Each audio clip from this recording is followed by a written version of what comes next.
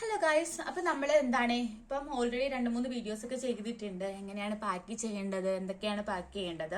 അപ്പൊ ഈ വീഡിയോ എന്ന് പറയുന്നത് നിങ്ങൾ എന്താണ് പാക്ക് ചെയ്യാൻ പാടില്ലാത്തത്, സ്ലൊവേനിയയിലേക്ക് വരുമ്പോൾ കൊണ്ടുവരാൻ പാടില്ലാത്ത കുറച്ച് കാര്യങ്ങൾ എന്തൊക്കെയാണെന്നുള്ളതാണ് ഇന്നത്തെ എന്റെ വീഡിയോ എന്ന് പറയുന്നത്. ഇത് റിസ്ക് എടുത്ത് കൊണ്ടുവരാൻ പാടില്ല എന്ന് ഞാൻ തറപ്പിച്ചൊന്നും പറയത്തില്ല, പക്ഷെ റിസ്കിയാണ്. ഇവൻ എയർപോർട്ടിൽ പിടിച്ചു കഴിഞ്ഞാൽ നമുക്ക് ഇങ്ങോട്ട് തന്നുവിടത്തില്ല, ചിലപ്പോൾ ഫൈൻ അടയ്ക്കേണ്ടതായിട്ട് വരും. സോ ഈ കുറച്ച് കാര്യങ്ങൾ കൊണ്ടുവരാൻ പാടില്ല.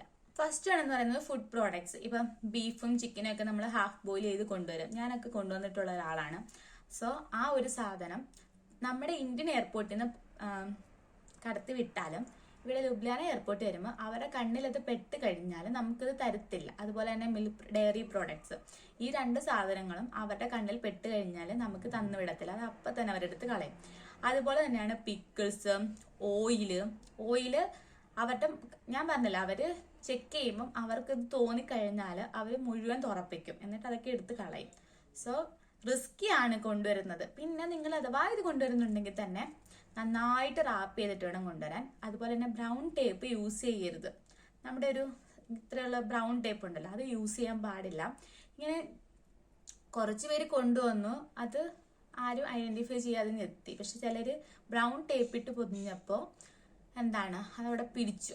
അതൊരു കേസാണ്, നമ്മളൊന്ന് അസ്യൂം ചെയ്താണ്, അങ്ങനെ ചെയ്തത് കൊണ്ടാണ് പിടിച്ചെന്നുള്ളത്. സോ ബ്രൗൺ ടേപ്പ് യൂസ് ചെയ്യാതിരിക്കുക. ട്രാൻസ്പെറന്റ് ആയിട്ടുള്ള കിട്ടും, അത് യൂസ് ചെയ്യുന്നത് നല്ലതായിരിക്കും. നമ്മളിപ്പോ ഓയിലൊക്കെ കൊണ്ടുവരുന്നവരുണ്ടായിരിക്കും, വെളിച്ചെണ്ണ അങ്ങനെയുള്ള സംഭവങ്ങളൊക്കെ കൊണ്ടുവരുന്നവർ ഉണ്ടായിരിക്കും. അതൊന്നും ഇവിടെ അലൗഡ് അല്ല. പക്ഷെ അഥവാ നിങ്ങൾ റിസ്ക് എടുത്ത് കൊണ്ടുവരാൻ ഉണ്ടെന്നുണ്ടെങ്കിലും അത് നന്നായിട്ട് ഫ്രീസറിൽ വെച്ച് ഫ്രീസ് ചെയ്തിട്ട് കൊണ്ടുവരുന്നത് നല്ലതാണ്. അതുപോലെ തന്നെ ഓയില് നന്നായിട്ട് ടിഷ്യൂ പേപ്പർ ഇട്ട് പൊതിഞ്ഞിട്ട് പിന്നെയും പ്ലാസ്റ്റിക് ഇട്ട് പൊതിഞ്ഞ് അത്രയും കെയർ ആയിട്ട് വേണം കൊണ്ടുവരാൻ. കാരണം നമ്മൾ അവിടുന്ന് വിചാരിക്കും ഇത് ലീക്ക് ആവില്ല എന്ന്, പക്ഷെ നമ്മളുടെ ട്രാവലിംഗ് സമയത്ത് നമ്മുടെ എയർപോർട്ടുകാർ എങ്ങനെയാണ് നമ്മുടെ ലഗേജ് ഒക്കെ കെയർ ചെയ്യുന്നത് നിങ്ങൾക്ക് നന്നായിട്ട് അറിയാമായിരിക്കും. സോ അതൊക്കെ നോക്കിയിട്ട് നന്നായിട്ട് റാപ്പ് ചെയ്തിട്ട് കൊണ്ടുവരിക.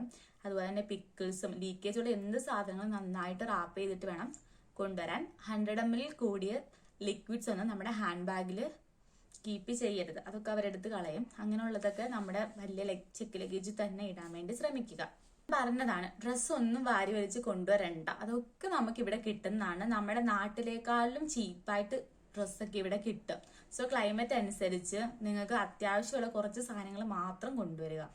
പിന്നെ മെഡിസിന്റെ കാര്യം പറയുകയാണെങ്കിൽ, മെഡിസിൻ കൊണ്ടുവരുമ്പം പ്രിസ്ക്രിപ്ഷൻ കയ്യിൽ കീപ്പ് ചെയ്യുക.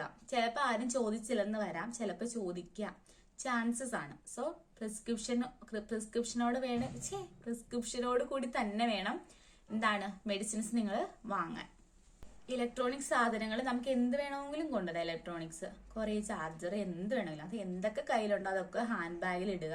കാരണം നമ്മുടെ എയർപോർട്ടിൽ ഒരു ചെക്കിംഗ് സമയമുണ്ട്. ആ സമയത്ത് ഈ ഇലക്ട്രോണിക് സാധനങ്ങളൊക്കെ അവിടെ എടുത്ത് വെക്കണം. സോ അതൊന്നും ചെക്ക് ലഗേജിൽ ഇടാതിരിക്കാൻ ശ്രമിക്കുക. എല്ലാം ഹാൻഡ് ബാഗിൽ വേണം എടുക്കാൻ. പിന്നെ നമ്മുടെ ചെക്ക് ലഗേജ് കൂടാതെ ഒരു ഹാൻഡ് ബാഗും ലാപ്ടോപ്പ് ബാഗും, ഗേൾസിന്റെ കേസിൽ ഒരു കുഞ്ഞു സൈഡ് ബാഗ് നിങ്ങൾക്ക് കരുതാം. സോ എല്ലാവരും പിന്നെ നമ്മൾ പാക്ക് ചെയ്യുമ്പോൾ മെയിനായിട്ട് ലഗേജ് പോളിസി ചെക്ക് ചെയ്യണം. എന്നിട്ട് ശേഷം മാത്രം നമ്മൾ പാക്ക് ചെയ്യുന്നതിന് മുമ്പ് ലഗേജ് പോളിസി നന്നായിട്ട് ചെക്ക് ചെയ്യുക. അതിനുശേഷം മാത്രമേ പാക്ക് ചെയ്യാനിരിക്കാവുള്ളൂ. നന്നായിട്ട് ചെക്ക് ചെയ്യണം, എത്ര kg ഉണ്ട്, ബാഗിന്റെ സൈസ് എത്രയാണ്, ബാഗിന്റെ എണ്ണം എത്രയാണ്, ഇത് നന്നായിട്ട് നോക്കണം. അല്ലാതെ നമ്മുടെ സ്വന്തം ഇഷ്ടപ്രകാരം ഒന്നും ചെയ്യരുത്. ഇപ്പൊ നമുക്ക് ലഗേജിന്റെ വെയിറ്റ് കൂടിയാൽ എയർപോർട്ടിൽ നിന്ന് വേണമെങ്കിൽ ഡയറക്റ്റ് പൈസ അടച്ച് അത് സോൾവ് ചെയ്യാം, ഇല്ലെങ്കിൽ എടുത്ത് മാറ്റാം. പക്ഷെ ബാഗിന്റെ സൈസ് അല്ലെങ്കിൽ എണ്ണം മാറിക്കഴിഞ്ഞാൽ നിങ്ങൾക്ക് ഒന്നും ചെയ്യാൻ പറ്റില്ല. വീണ്ടും ഭയങ്കര ബുദ്ധിമുട്ടാണത്. സോ എല്ലാവരും ലഗേജ് പോളിസി മസ്റ്റായിട്ട് നോക്കിയിട്ടുണ്ടാവണം. പിന്നെ ഞാൻ പറഞ്ഞല്ലോ, ഈ പറഞ്ഞ സാധനങ്ങൾ ഞാൻ ഈ വീഡിയോയിൽ കൊണ്ടുവരരുതെന്ന് പറഞ്ഞ സാധനങ്ങളൊക്കെ റിസ്ക് ചെയ്ത് നിങ്ങൾക്ക് കൊണ്ടുവരാം. പക്ഷെ അത് നമുക്ക് ഇങ്ങ് എത്തുമോ എന്നുള്ള കാര്യത്തിൽ കുറച്ച് കൺഫ്യൂഷനാണ്. അത് നമ്മുടെ ഒരു ലക്ക് പോലെ ഇരിക്കും. ചിലപ്പോൾ എയർപോർട്ടിൽ പിടിക്കാതെ വരാം, ചിലരെ പിടിച്ചിട്ട് അപ്പം തന്നെ എടുത്ത് കളയാം, ചിലർക്ക് ഫൈൻ ഈടാക്കാം. സോ അതൊക്കെ നിങ്ങളുടെ ഒരു ലക്ക് പോലെ ഇരിക്കും. റിസ്ക് എടുക്കാൻ താല്പര്യമുള്ളവർ കൊണ്ടുവന്ന് എനിക്ക് കുഴപ്പമൊന്നുമില്ല. റിസ്ക് എടുക്കാൻ താല്പര്യമില്ലാത്തവർ കൊണ്ടുവരാതിരിക്കുന്നതിനാണ് നല്ലത്. സോ ഞാൻ ഓൾറെഡി 2 വീഡിയോ ചെയ്തിട്ടുണ്ടായിരുന്നു, എന്തൊക്കെ പാക്ക് ചെയ്യണം, എങ്ങനെയാണ് പാക്ക് ചെയ്യേണ്ടതെന്ന്. സോ ആ വീഡിയോ കണ്ടിട്ടില്ലാത്തവർ പോയി കാണുക. ഞാൻ ലേറ്റസ്റ്റ് ആയിട്ട് അപ്ലോഡ് ചെയ്ത വീഡിയോസ് ഒക്കെ അതാണ്. ഓൾറെഡി ഇപ്പം എംബസീസിലോട്ടൊക്കെ കുറെ പേർക്ക് കിട്ടി. സോ എല്ലാവരും വരാൻ വേണ്ടി കാത്തിരിക്കാന്നറിയാം. സോ കുറച്ച് നിങ്ങൾക്ക് യൂസ്ഫുൾ ആണ് കരുതിയത് കൊണ്ടാണ് ഞാൻ ഈ ടോപ്പിക്സ് യൂസ് ചെയ്തത്. അപ്പോൾ എന്താണ്, എല്ലാവരും എന്നെ സപ്പോർട്ട് ചെയ്യുക.